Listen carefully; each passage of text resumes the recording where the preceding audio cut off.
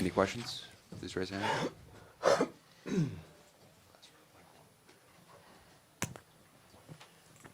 Coach has talked a lot about the turnovers in the first two games. What do you guys think you need to do in order to clean those up, given there's only been 2 preseason games and you haven't played with your usual groups? I think that's it right there. I'm just kind of getting used to playing with our groups, playing with some new guys. I'm not trying to rush things, putting people in different actions in different spots. I think it's a combination. It's preseason for a reason, so we knew that was going to happen. But at the same time, we know we can be better as a group and individually. But yeah, it was just good to get those 2 games out of the way.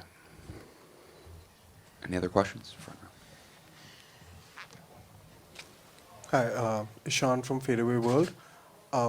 You faced the reigning champions in 2 really hard-fought games. What do you learn about the Boston Celtics from the last 2 games? I mean, obviously it's a really talented ball club, and they got a lot of great players. So it's a good test, you know, to be able to come out here in our first couple preseason games and go against a really high-quality ball club, and we can learn a lot about ourselves from playing guys that we aspire to be playing later in the playoffs. Rima Boulil from the National and Arab News. It's a question to both of you. It's obviously a long trip to come here and quite a big commitment. You guys took part in a lot of community events as well. Can I ask you how you felt about the trip and what were the taxing parts of it, and did you see the value in coming here?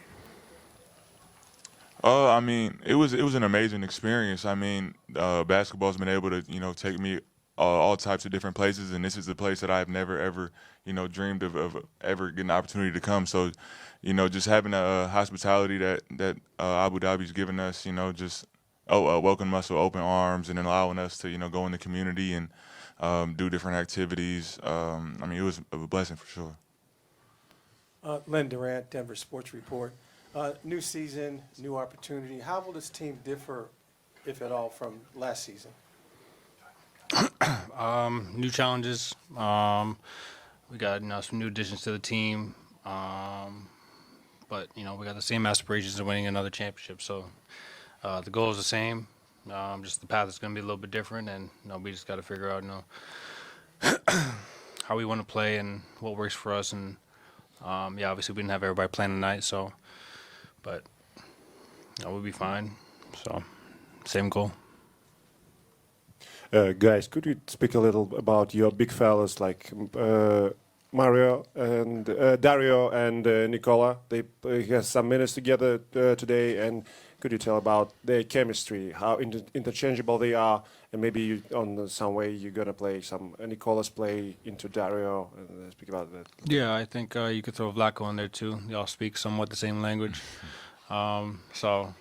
Yeah, I think all of them are really good playmakers. Really play with a lot of high IQ, and so we can mix and match those guys out there in the lineups and have some different kind of combinations. But you know, those guys are great. You know, so far they've been really helpful and are really underrated playmakers.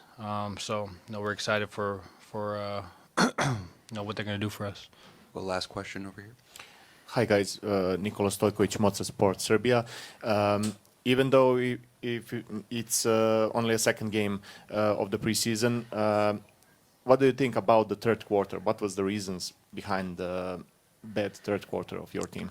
I mean, it ultimately came down to just taking care of the ball, and you know, we were really rushing our offense, and that allowed, you know, Boston to get out in transition. And you know, when you get a lot of high level athletes out in transition, you know, it's hard to stop. So, you know, it's all self-inflicted damage, and it's things that we can correct when we go home. Thank you both.